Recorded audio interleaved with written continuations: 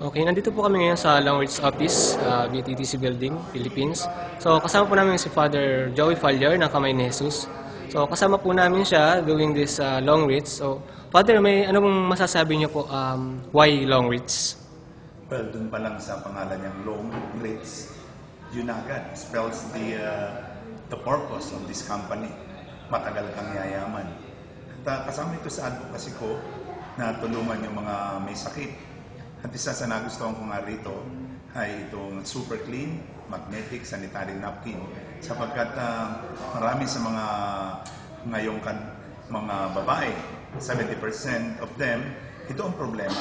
Kaya maaari tayong makatulong dito kasama ng panalangin, gamitin natin itong magnetic sanitary napkin. Isa pa, maaari tayong maging productive rin dito. Hindi ito ordinary networking lang, sapagkat kasama ka dun sa global interest ng company.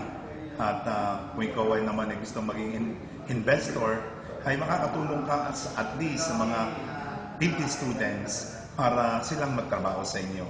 At ito ay magsisimula at kung tayo ay masipag at mapagpunyagayan natin, kung masipag tayo, ang pagpapala ay mapapasa atin habang panahon. Maraming salamat. Salamat po, Father.